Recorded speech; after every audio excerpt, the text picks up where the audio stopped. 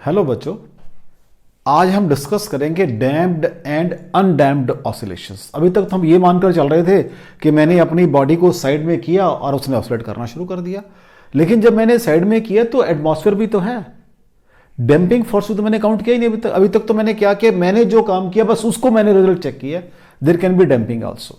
तो मैंने वर्ड लिखा है अनडैम्प्ड एंड डैम्प्ड ऑसिलेशन। तो जो ऑसिलेशन आपने अभी तक पढ़ी है वहां आपने उनके डिक्रीजिंग मैग्नीट्यूड की, एम्पलीट्यूड की कोई बात नहीं की। अभी तक तो आपने ये कहा है कि जो ऑसिलेशंस हैं कि भाई वो इस तरह से बनेगी, उनका जो एम्पलीट्यूड है वो क्या होगा, फिक्स होगा। अभी तक तो मैंने ये पढ़ा है बच्चा जी कि मेरा एम्पलीट्यूड ये, दीज आर अनडैम्प्ड ऑसिलेशन। इनको पढ़ा है बच्चा मैंने, अभी तक तो इनको पढ़ा है मैंने, ठीक है। इनकी एनर्जी आपने क्या कही थी, हाफ के x not. X not is the maximum amplitude. लेकिन अब वो कह रहा है कि यहां पर डैम्पिंग फोर्सेस भी काम करती है, उनको भी मुझे काउंट करना पड़ेगा। अब सपोज कर लो कि मैंने क्या किया, मैंने साइड में उसको डिस्प्लेस किया और जब मैं चेक करता हूं मेरे एम्पलीट्यूड का ऑसिलेशन धीरे धीरे कम होता चला जाता है। व्हाट इट मीन्स, कोई डैम्पिंग फोर्स काम कर रही है। These are the damped oscillations, these are the damped oscillations. तो मेरा मेन इंटरेस्ट जो है वो, यू कैन से मेरा जो मेन इंक्लिनेशन है वो इसके ऊपर होगा। These are the undamped oscillation. आप समझ रहे हो बेटा जी मुझे पढ़ना क्या है। मेरा जो क्योंकि अभी तक मैंने डायरेक्टली और इनडायरेक्टली अनडैम्प्ड ऑसिलेशन पढ़ी है, हालांकि मैंने बोला नहीं कुछ ऐसा, लेकिन पढ़ी ये वाली है मैंने, कांस्टेंट एम्पलीट्यूड वाली। अब मैंने कहा उनका एम्पलीट्यूड चेंज भी हो सकता है, तो मुझे डैम्प्ड ऑसिलेशन की बात करना, मतलब मेरा जो इंक्लिनेशन है, मेरा जो पॉइंट ऑफ इंटरेस्ट, इस पे सारा डिपेंड करेगा। इसको मैं एक्सप्लेन करने की कोशिश करूंगा क्योंकि तो पढ़ ही रहा हूं सारी मैं। तो अगर ये साथ में हो जाएगा तो इन पे क्या फर्क पड़ता है, ये यहां से कैसे पहुंचेंगी, वो थ्योरी मुझे पढ़नी है बीच की। ठीक है बेटा, चलें आगे। मुझे पढ़ना क्या आज, इज इट क्लियर कि मुझे पढ़ना क्या बच्चा जी। चलें, लो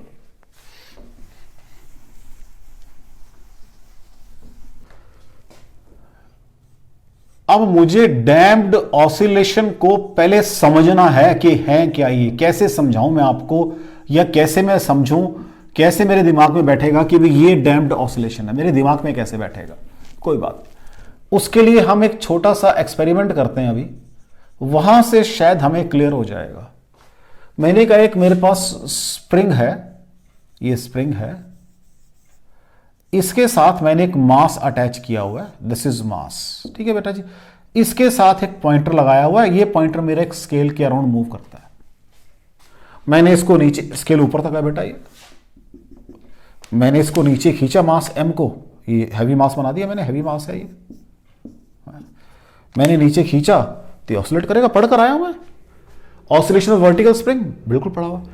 आज मैंने क्या किया, इसके साथ एक पहले मासलेस रॉड लगाई, उसके नीचे एक मैंने मासलेस डिस्क लगा दी। मासलेस मींस बहुत हल्की सी है, डिस्क लगा दी।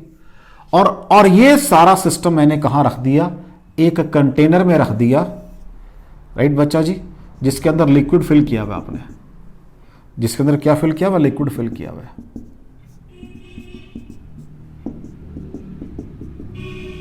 अब ध्यान से सोचने की कोशिश करो, जब मैं इसको नीचे प्रेस करूंगा तो जो, बल्कि आप चाहो तो इसको लिक्विड को सिर्फ, ये चलो नहीं कोई दिक्कत नहीं, दिखाओ इसको, लेंथ को थोड़ा बड़ा कर दो, इसकी वेन की लेंथ को थोड़ा सा बड़ा कर दो ताकि क्लैरिटी और आ जाए चीजों की। ये लो जी, ये लेंथ की वेन और ये आपका वेट है, ठीक है। This is heavy weight, this is your pointer, right. और ये आपका लिक्विड के अंदर है सारा। अब अगर आप इसको थोड़ा सा नीचे प्रेस करोगे यहां तक, अगर ये सिस्टम ना होता, वाइब्रेट करता, एयर के अंदर आपका, ये एयर में वाइब्रेट कर रहा था, लेकिन अब मैंने कहा साथ में एक सिस्टम, एक असेंबली अटैच्ड है जिसका, जो मासलेस असेंबली है, लेकिन उसकी कॉन्फ़िगरेशन है। तो अब ये पानी में से ऊपर नीचे मूव करेगी।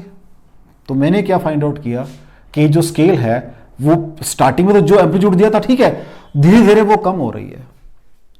तो भाई क्या हो रहा है यहां पर, एफ जो है, अभी तक आप माइनस के एक्स पढ़ कर आए थे, रेस्टोरिंग फोर्स, आज minus B into V velocity restoring force आ गई है। कोई डाउट हो बच्चा? एक नया फैक्टर आ गया due to viscosity of liquid, नया फैक्टर आ गया। तो आपकी जो रेस्टोरिंग फोर्स है वो इसके बराबर होनी चाहिए। तो लो जी, कोई बात नहीं। तो क्या होता है ये M D square X by D T square, what is acceleration? D square X, क्योंकि लीनियर की बात कर रहा हूं ऊपर नीचे, D square X by D T square minus is equal to minus K X minus B, what is velocity? D X by D T. कोई doubt हो बच्चा? तो यहां से क्या बन जाएगा? M D square X by D T square plus B D X by D T plus K X बराबर है 0। ठीक है बच्चा जी, चेक कर लो इसको। अब ये जो आपकी है, this is second order differential equation. This is your second order differential equation. अब हम ये मैथ में पढ़ते हैं कि इनका एक स्टैंडर्ड सॉल्यूशन होता है, इन इक्वेशन का एक स्टैंडर्ड सॉल्यूशन। तो वो क्या होगा वो देखो।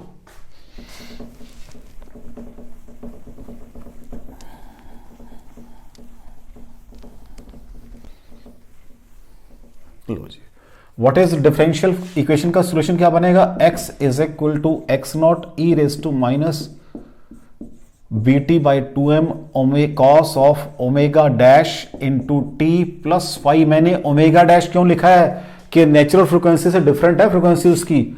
और व्हाट इज ओमेगा डैश क्या होता है बच्चा जी? k बाई एम पढ़ कर आए हम तो, लेकिन आज ये डैम्पिंग फैक्टर भी है, तो b by 2m means B square by 4m square, ये भी आ जाएगा डैम्पिंग फैक्टर। अब यहां पर if damping is small, if damping is small, if damping is small means अगर बी स्मॉल है तो B square can be elected. तो चेक कर लो, वही आ जाएगी नेचुरल फ्रीक्वेंसी आपकी k by M under the root. Check कर लो भाई।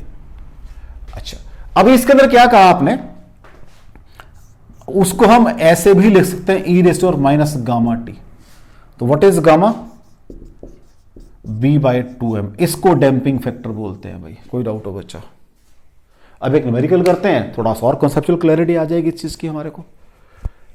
इस सॉल्यूशन में कोई डाउट हो बच्चों? अब एक न्यूमेरिकल करते हैं, थोड़ी सी कॉन्सेप्चुअल क्लैरिटी और आ जाएगी।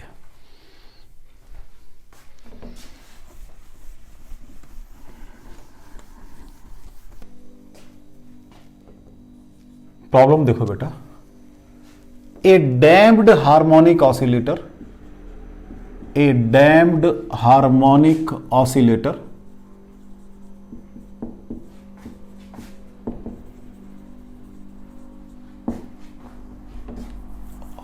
oscillates at rate of 5 oscillation per second, 5 oscillations per second। ये इसका rate of you can say oscillation है। After every 10 oscillation, after every 10 oscillations,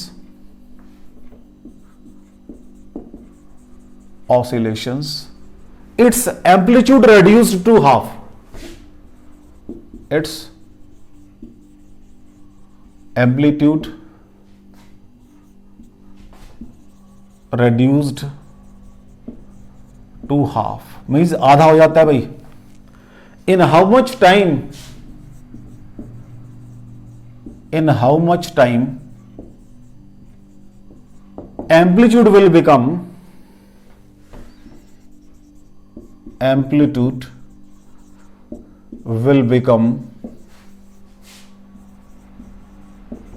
1 by 1000 of its initial amplitude,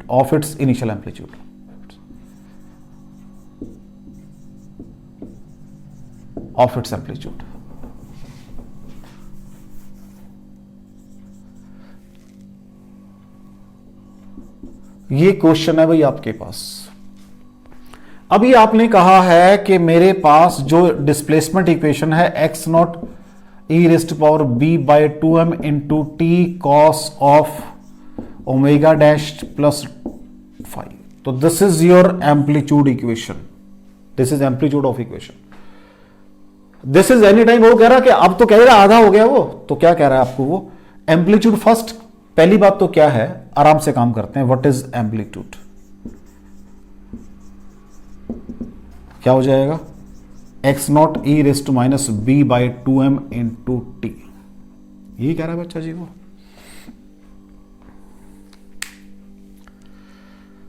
यही आपका इक्वेशन, एम्पलीट्यूड की equation.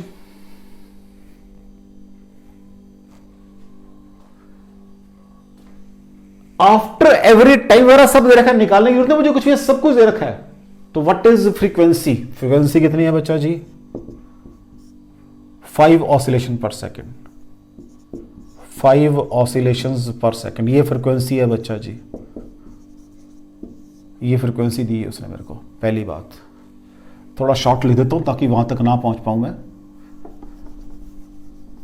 5 oscillations पर second, ठीक है बेटा जी। What is the time period 1/5 second.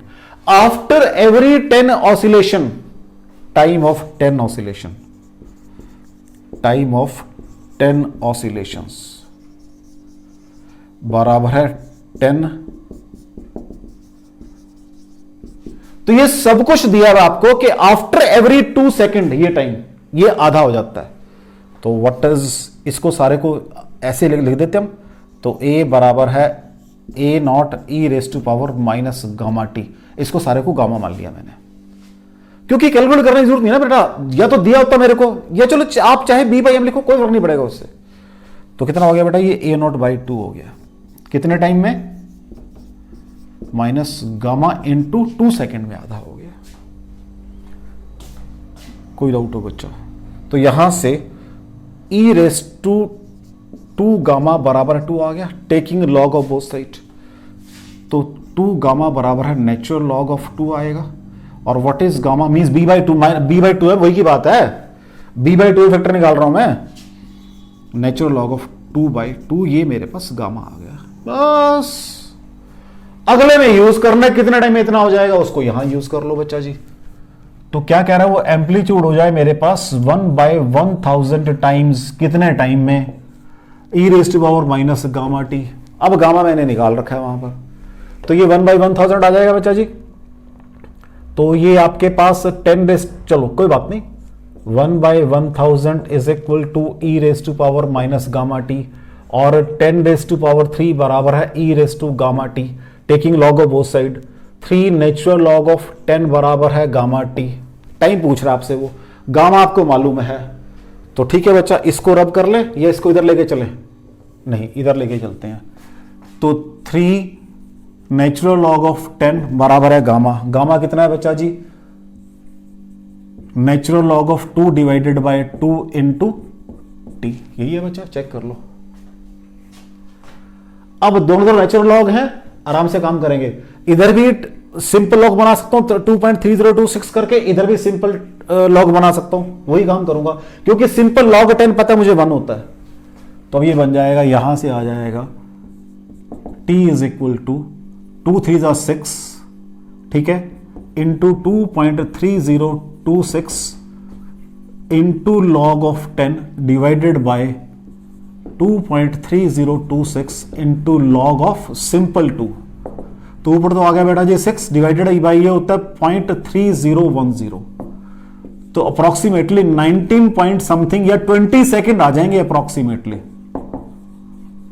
20 second के बाद जाके आपका जो एम्पलीट्यूड है 1/1000 टाइम्स हो जाएगा। ये आपका क्वेश्चन जेई मेन के अंदर आया है, कहां आया है ये, JEE मेंस में आया हुआ है ये, 2019 के अंदर आया हुआ है। कोई डाउट हो बच्चा जी? देखो मैंने कहां से क्या, वो टाइम वगैरह निकालने नहीं है, मैंने सब कुछ दे रखा है कि उसने इसमें सब कुछ दे दिया ना, oscillate this. After every 10 oscillations. तो बस मुझे ये एम्पलीट्यूड है, पीक एम्पलीट्यूड मेरा, ये मतलब ये वेरिएशन ऑफ एम्पलीट्यूड है किसकी, आपके डैम्प्ड ऑसिलेटर की। तो ये उठा लिया मैंने, ये उठा लिया, इसको मैंने फैक्टर मान लिया गामा। तो ये एम्पलीट्यूड है at any time, time dependent है ना बेटा जी ये। तो बस इसको सॉल्व कर दिया। कोई डाउट हो, चलें आगे, कोई डाउट हो, कोई डाउट हो बच्चा जी। मैं क्या कह रहा हूं बेटा जी, इसके में ये आपकी सेकंड ऑर्डर डिफरेंशियल इक्वेशन का सॉल्यूशन था, ये भी लिखा मैंने थोड़ी देर पहले। इसके अंदर ये एम्पलीट्यूड है, ये एम्पलीट्यूड है। तो मैंने कहा ये जो एम्पलीट्यूड है ये आपका, इसके बारे में सारी बातें कर रहा है। आफ्टर 3 टाइम ये आधा हो जाएगा या 1000, इसके बारे में सारी बातें कर रहा है वो। चलें बेटा आगे।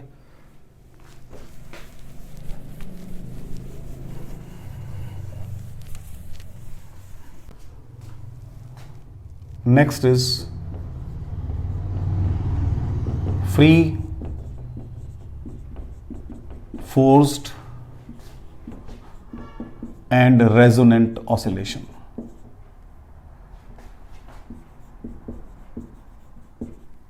Free forced and resonant oscillations. Next छोटा सा टॉपिक है बेटा, एक ये भी करना है मुझे discuss.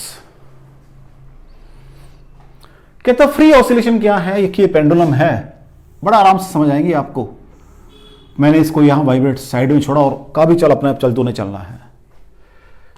The bob of a pendulum displaced once and let free to move.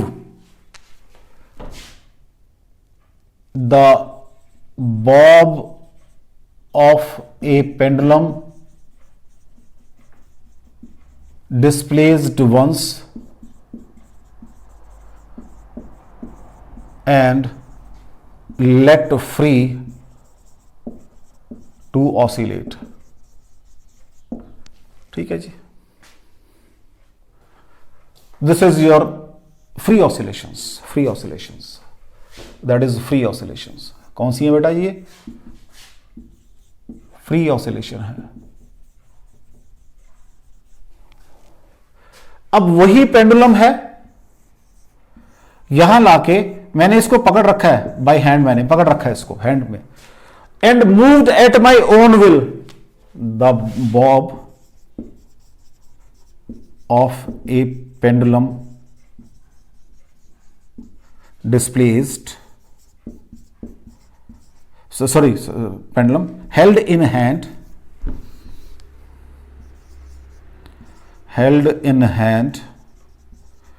and made to oscillate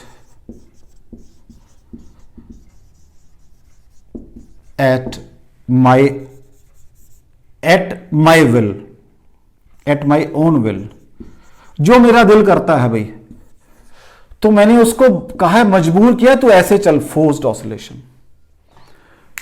अगर the Bob of A, suppose मैंने कहा यहां पर ये अपने आप बना रहा था 20 ऑसिलेशंस, और यहां मैंने मर्जी है मैं 15 बनाऊं 25 बनाऊं, मेरी मर्जी है, that is forced oscillation.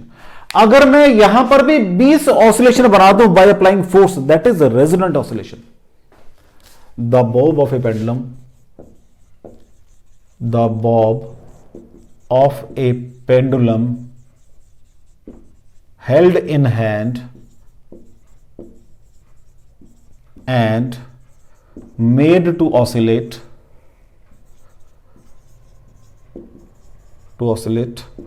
with the frequency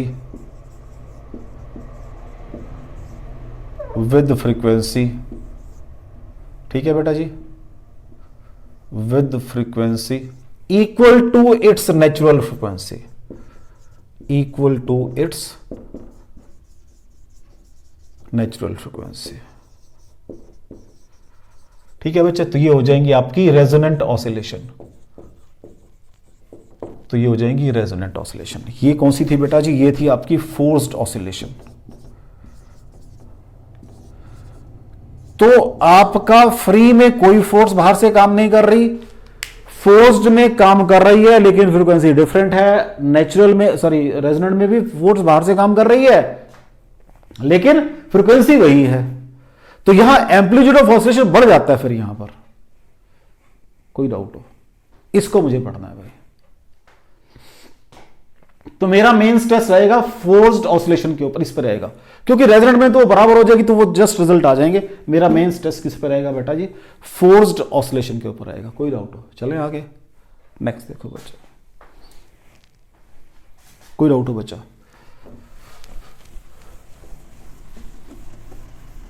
लो जी, मुझे बात करनी है रेजोनेंट फोर्स्ड ऑसिलेशन की बात करनी है। मुझे किसकी बात करनी है बच्चा जी? फोर्स्ड ऑसिलेशन की बात करनी है। ठीक हो गया? अभी मैंने कहा कि जब डैंपिंग फैक्टर वगैरह काम कर रहे थे, मेरी जर्नल इक्वेशन ऑफ मोशन थी m d square x by D T square plus b dx by D T plus K X बराबर 0। लेकिन आज तो मेरे पास पीरियोडिक फोर्स काम कर रही है, उसको नाम दिया मैंने F not cos of omega T, लेकिन ओमेगा डी लिखा है डैंपिंग फोर्स की जो फ्रीक्वेंसी होगी वो वाली। कहता है ये भी आपकी डिफरेंशियल इक्वेशन है। इसका सॉल्यूशन कहता है ये बनेगा x बराबर a cos of omega D into T plus five, where a is amplitude. तो a क्या होगा भाई? a क्या होगा? Where a is amplitude, a कितना होगा बच्चा जी? f डिवाइडेड बाय, ठीक है जी। वैसे तो अगर मैं इसको एम्पलीट्यूड x मान लूं तो f बाय k होता है, तो ठीक है बच्चा जी। तो क्या बनेगा आपके केस में? अब ध्यान से देखो इसको, फोर्स डिवाइडेड बाय, हाँ जी, m square omega square minus omega D square whole square, ठीक है जी। क्या आ गया ये? बेसिकली क्या, अभी इसका रूट ले लूंगा तो ये m ओमेगा स्क्वायर बन गया, k बन गया। बेसिकली k बनाना है मुझे इसको, तो और तो कुछ नहीं करना ना। देख लो बच्चा जी, plus omega D square B square whole under the root. इसको जरा चेक करेंगे एक बार आराम से, हम जो लिखा है मैंने आराम से। अगर d ना हो तो ये भी 0 ये भी 0, तो ये m स्क्वायर ओमेगा 4 का root m omega square k होता है वो, बस ठीक हो गया। अब दो सिचुएशन है, कहता है अगर तो डैंपिंग फोर्स बहुत छोटी है, कहते इसको नेगलेक्ट कर दो, क्या दिक्कत है? If damping is small,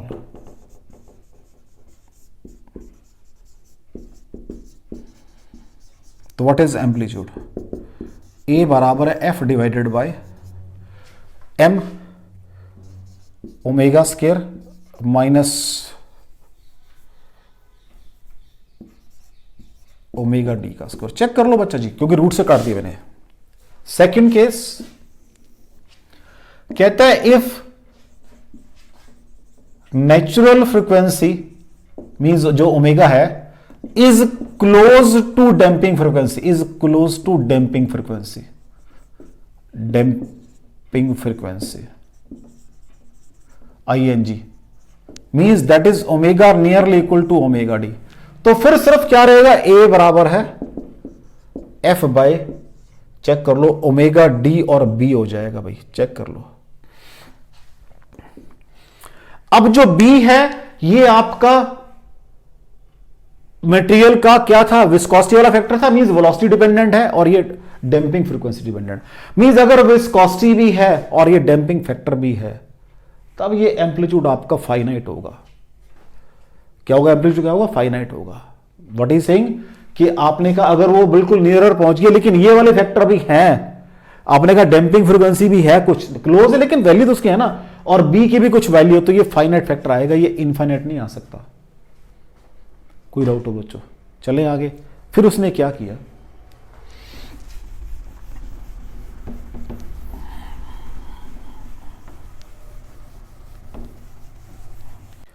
x versus omega by omega D का ग्राफ प्लॉट किया। क्या किया बच्चा जी? x, ये इधर को x डिस्प्लेसमेंट है और ये ओमेगा बाई ओमेगा डी है, इसका ग्राफ प्लॉट किया। ठीक है बच्चा जी।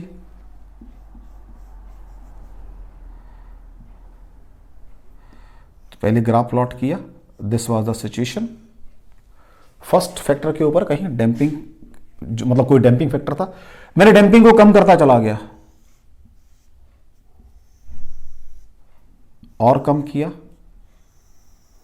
कहता है जितनी डैंपिंग कम कर रहे हो आप, उस समय जो पीक आपकी नैरोर होती चली, यहां कितनी ब्रॉड पीक थी और पतली होगी, तो यहां पर लीस्ट डैंपिंग है और यहां पर मैक्सिमम डैम्पिंग है, इसकी पीक में इतनी मैक्सिमम डैम्पिंग है। तो अगर आप डैम्पिंग को हटा रहे हो, मीन्स कम कर रहे हो डैम्पिंग को, तो आपकी जो पीक है वो नैरोअर मीन्स पतली होती चली है और डिफाइंड होती चली जा रही है। ठीक है बेटा जी। अब उसने फिर इस चीज को एक्सप्लेन करने के लिए free force and resonance solution एक छोटा सा एक्सपेरिमेंट भी किया। वो एक्सपेरिमेंट क्या था बच्चा, वो ये था कि आपने एक थ्रेड लिया, एक छोटा सा एक्सपेरिमेंट और किया इसी चीज को एक्सप्लेन करने के लिए। एक धागा लिया, उसको दो जगह हिंज कर दिया। ये स्ट्रिंग है, रबड़ का स्ट्रिंग है, इसके साथ 4 या 5 जितने चाहिए उतने पेंडुलम आप हैंग कर लो, कोई फर्क नहीं पड़ेगा। ये मैंने 4 लिए हैं भाई, A, B, C और D। ये स्ट्रिंग है, धागा है, ये स्ट्रिंग है, रबड़ स्ट्रिंग है, ये रबड़ स्ट्रिंग। A और D का एम्पलीट्यूड मैंने बराबर बनाने की कोशिश की। अभी हो सकता छोटा बड़ा बन गया मेरे से थोड़ा बहुत, लेकिन मैंने कोशिश की बराबर बनाने की A और D को। कहते मैंने A को ऑसिलेट किया, ऑसिलेट कर रहा है थ्रू दिस रबर स्ट्रिंग। वो जो फोर्स है यहां भी पहुंच गई, यहां भी पहुंची, यहां पे। शुरू में तो क्या हुआ, कहता है ये कम ज्यादा एम्पलीट्यूड से मूव कर रहे थे, लेकिन धीरे धीरे क्या हुआ, इनके एम्पलीट्यूड तो कम ज्यादा हो सकते हैं लेकिन फ्रीक्वेंसी बिल्कुल बराबर है, एक है। धीरे धीरे ये फोर्स्ड ऑसिलेशन के अंदर आ गए हैं, ये भी फोर्स में और ये तो बिल्कुल सेम है। तो फिर यहां तो कहता है एम्पलीट्यूड भी बराबर होना चाहिए, कहता नहीं यहां पर रेजोनेंस हो गई है, इसका एम्पलीट्यूड बढ़ गया है इससे भी। Are you getting me? Frequency तो तीनों की, चारों की, ए बी मतलब जो ए की है वही बी की, वही सी की, वही डी की है, लेकिन एम्पलीट्यूड जो है वो कम ज्यादा थे।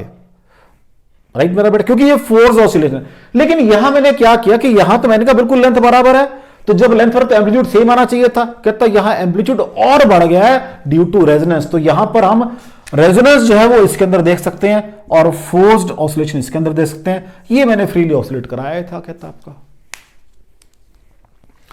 तो ये 2 छोटे छोटे टॉपिक थे बेटा आपके, डैम्ड अनडैम्ड ऑसिलेटर और free force and resonant oscillations. तो आज आपका चैप्टर ऑसिलेशन बिल्कुल खत्म हो गया है। नेक्स्ट हम स्टार्ट करेंगे वेव्स को। ठीक है बेटा, थैंक यू वेरी मच, पढ़ते रहो, काम करो, all the best, God bless you.